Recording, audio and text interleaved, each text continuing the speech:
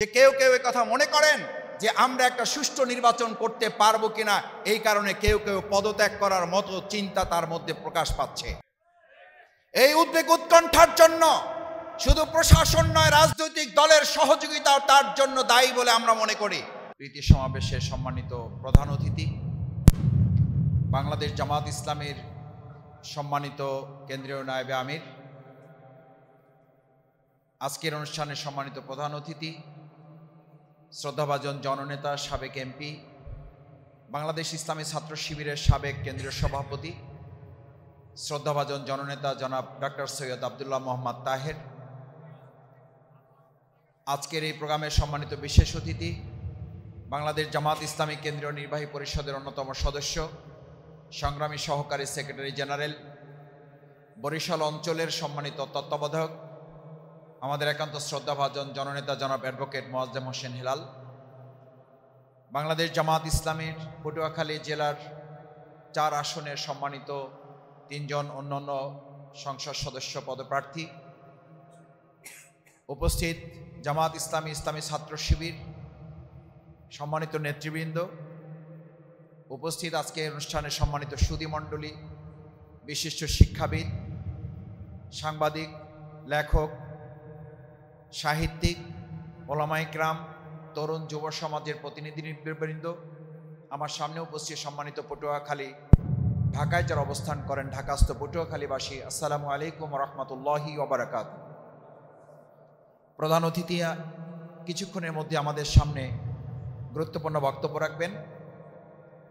আমি আজকের এই প্রোগ্রামের একজন সাধারণ কর্মী হিসাবে আমাকে যে আপনারা সভাপতির দায়িত্ব দিয়েছেন সেজন্য আপনাদের প্রতি আন্তরিক কৃতজ্ঞতা জানাচ্ছি, এবং আপনারা আজকের এই ফোরামের আহ্বানে সাড়া দিয়ে জুমাবারের নানান ব্যস্ততা সত্ত্বেও ব্যক্তিগত, পারিবারিক, সামাজিক বিভিন্ন কাজে আপনারা সম্পৃক্ত থাকার পরেও এই ফোরামের আহ্বানে সাড়া দিয়ে এখানে উপস্থিত হয়েছেন। আপনাদের প্রতি আন্তরিক ধন্যবাদ এবং কৃতজ্ঞতা জানাচ্ছি, মোবারকবাদ জানাচ্ছি। সম্মানিত পটুয়াখালীর, ঢাকায় যারা অবস্থান করেন ঢাকাস্থ পটুয়াখালীবাসী, আমাদের এই প্রিয় মাতৃভূমি বাংলাদেশ অত্যন্ত সমৃদ্ধ, সুজলা সুফলা হিসাবে আল্লাহ সুবহানাহু ওয়া তাআলা এটাকে অসম্ভব নিয়ামতপূর্ণ করেছেন। তার মধ্যে আমাদের প্রিয় পটুয়াখালী জেলাকে অসম্ভব নিয়ামতপূর্ণ করেছেন আরও অনেক কারণে। তার মধ্যে আল্লাহ তাআলা আমাদেরকে যে বিশেষ এক উপকরণ দিয়েছেন, যেটাকে আমরা বলে থাকি আমাদের গোটা বাংলাদেশের জন্য নয়, গোটা পৃথিবীর মানচিত্রে আমাদের এই পটুয়াখালীর কুয়াকাটার যে সৌন্দর্যনগরী এবং আমাদের এখানকার যে সম্পদ, এই সম্পদকে কাজে লাগালে শুধুমাত্র পটুয়াখালী নয়, শুধু বাংলাদেশ নয়, আমরা পৃথিবীর মানচিত্রে বাংলাদেশকে একটা সমৃদ্ধ বাংলাদেশ হিসাবে উপস্থাপন করতে পারব। আমাদের পটুয়াখালীতে শুধুমাত্র সম্পদ দিয়ে আল্লাহ তাআলা সমৃদ্ধ করেছেন তা না, আমাদের পটুয়াখালী সম্পর্কে কথিত আছে গোটা বাংলাদেশ আলেম ওলামা, পীর মাশায়েখদের বরকতে ধন্য একটি বাংলাদেশ। তার মধ্যে আমাদের দক্ষিণ অঞ্চল, বিশেষ করে আমাদের প্রিয় পটুয়াখালী অঞ্চল, অসংখ্য আলেম ওলামার পদচারণায় মুখরিত একটি জনপদের নাম হচ্ছে আমাদের প্রিয় পটুয়াখালী জেলা। আমাদের এই দক্ষিণ অঞ্চল, যেই দক্ষিণ অঞ্চলকে বলা হয় বিগত 53 বছর দেশ স্বাধীনের পর, বিশেষ করে বিগত 17 বছর বিনা ভোটে, অবৈধ ভোটের মাধ্যমে ফ্যাসিস্টদের দখলে রাখার চেষ্টা করা হয়েছে, দমিয়ে রাখার চেষ্টা করা হয়েছে, বঞ্চিত করে রাখার চেষ্টা করা হয়েছে যে অঞ্চল, সেই অঞ্চলের নাম হচ্ছে আমাদের দক্ষিণ অঞ্চল, বরিশাল অঞ্চল, আমাদের পটুয়াখালী অঞ্চল। আমরা 2025 সালে এসে পটুয়াখালীবাসী ঐক্যবদ্ধ ভূমিকা পালন করার মাধ্যমে বিগত 53 বছরের ইতিবাচক প্রতিশোধ আমরা গ্রহণ করতে চাই, এবং সেই লক্ষ্যে আমরা শুধু পটুয়াখালীর 4টি আসন থেকে নয়, বরিশাল অঞ্চলের প্রত্যেকটি আসন থেকে দেশপ্রেমিক ইসলামপন্থী প্রার্থীদের বিজয় করার মধ্য দিয়ে দক্ষিণ অঞ্চলে আল্লামা দেলোয়ার হোসেন সাঈদী রাহিমাহুল্লাহর প্রতি যে জুলুম করা হয়েছে তার এক অত্যন্ত ইতিবাচক প্রতিশোধের জন্য আমরা এই আসনগুলো ইসলাম এবং দেশপ্রেমের পক্ষে বিজয় করতে চাই। আল্লামা দেলোয়ার হোসেন সাঈদী রাহিমাহুল্লাহ তার রক্ত এবং জীবনের বিনিময় হিসাবে তিনি যে কথা বলেছিলেন যে আমার রক্ত এবং জীবনের উপরে এই বাংলাদেশে একসময় ইসলাম বিজয়ী হবে, সেই ধারা আমরা আমাদের বরিশালের দক্ষিণ অঞ্চল পটুয়াখালী দিয়ে শুরু করব ইনশাআল্লাহ। সম্মানিত পটুয়াখালীবাসী, আজকে পটুয়াখালী ফোরাম এটি একটি অরাজনৈতিক নিরপেক্ষ একটি সংগঠনের নাম। আলহামদুলিল্লাহ আমরা এখন যে সরকারে আছি এটিও নিরপেক্ষ একটি সরকারে বাংলাদেশ পরিচালিত হচ্ছে। আমরা এই সরকারের কাছে নিরপেক্ষ এই অরাজনৈতিক প্ল্যাটফর্ম থেকে আমরা এই প্রত্যাশা ব্যক্ত করতে চাই, বিগত 17 বছর যারা ভোট দিতে পারে নাই তারা যেন আগামী দিনের জাতীয় সংসদ নির্বাচনে ভোট প্রদান করতে পারে, তার জন্য বিচারের কাজ সম্পন্ন করতে হবে, তার জন্য সংস্কারের কাজ সম্পন্ন করতে হবে, তার জন্য একই সাথে বিচারের জন্য দৃশ্যমান আমাদের সামনে কিছু বিষয় তুলে নিয়ে আসতে হবে, তার জন্য অবৈধ অস্ত্র উদ্ধার করার কাজ সম্পন্ন করতে হবে, কালো টাকা উদ্ধারের কাজ সম্পন্ন করতে হবে, অবৈধ অস্ত্রগুলো উদ্ধার করে একটা সুষ্ঠু অংশগ্রহণমূলক নির্বাচনের পরিবেশ তৈরি করা হয়েছে তা জনগণকে নিশ্চিত করতে হবে। সম্মানিত পটুয়াখালীবাসী, আমরা আজকে আপনাদের কাছে এই কথা এই কারণে বলতে চাই, বিগত দিনে পটুয়াখালীর নানান জায়গা থেকে গোটা বাংলাদেশকে কলঙ্কিত করা হয়েছে। সারা বাংলাদেশে বিভিন্ন জায়গায় তো সিল মারা হয়েছে, দিনের ভোট রাতে করা হয়েছে, কিন্তু আমাদের পটুয়াখালীর এমনও আসন আমরা বিগত দিনগুলোতে সোশ্যাল মিডিয়া এখনো পাওয়া যায়, সেখানে ভোটের কাজ শুরু করা ছাড়াই সেখানে প্রার্থীকে বিজয়ী ঘোষণা করে দেওয়া হয়েছে।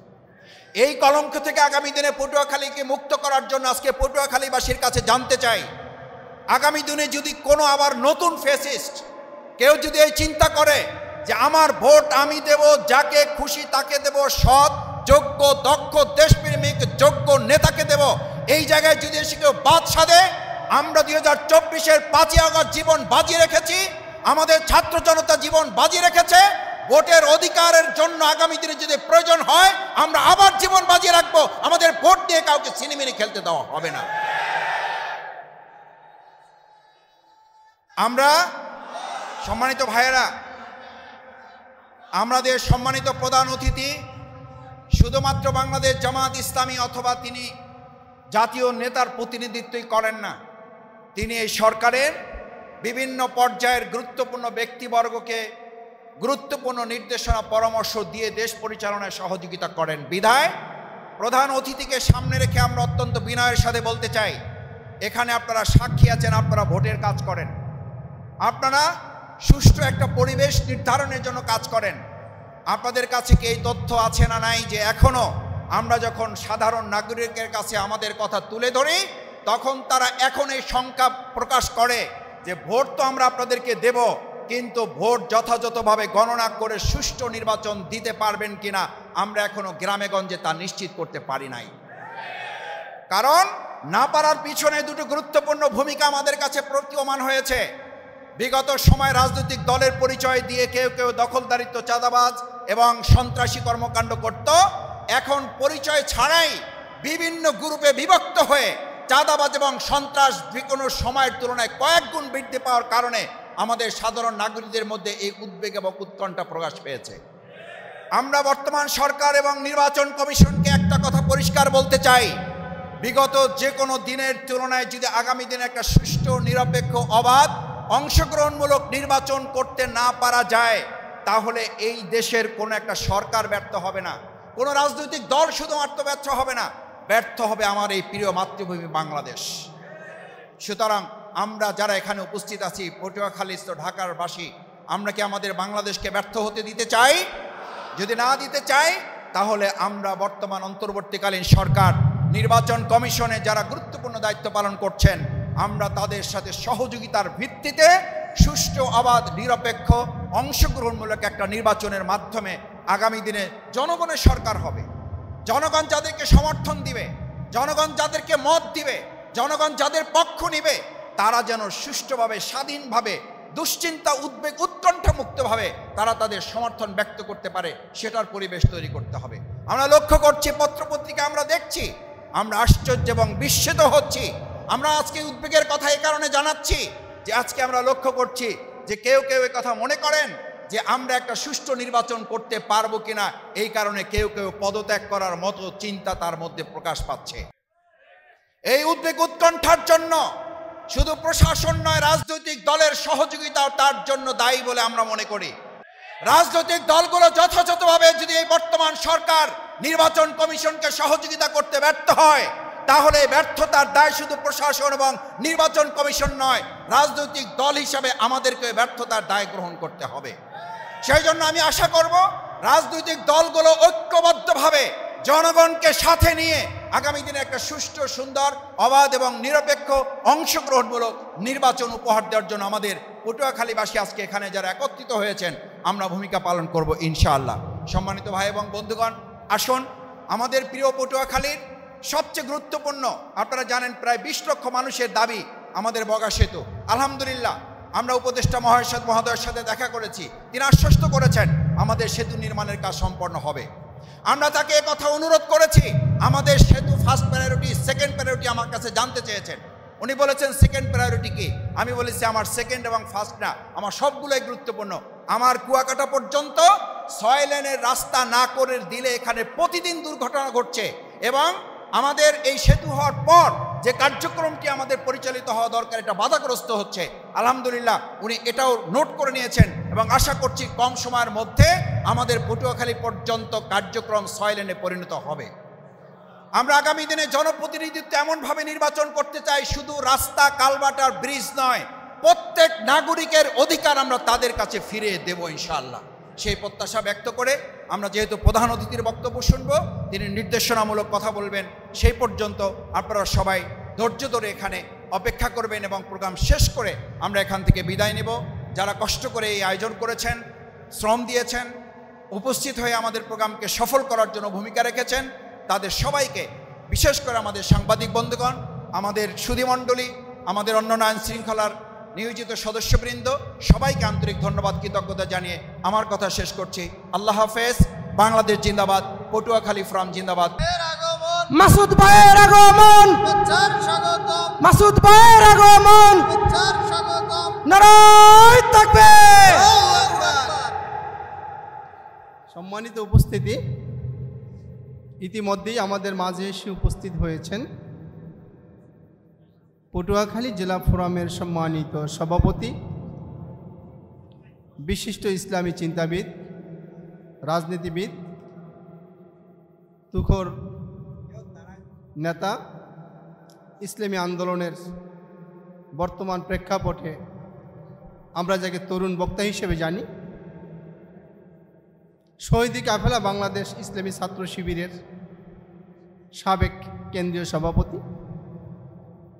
এবং আমাদের প্রাণপ্রিয় সংগঠন বাংলাদেশ জামায়াত ইসলামীর কেন্দ্রীয় কর্মপরিষদ সদস্য এবং ঢাকা মহানগরী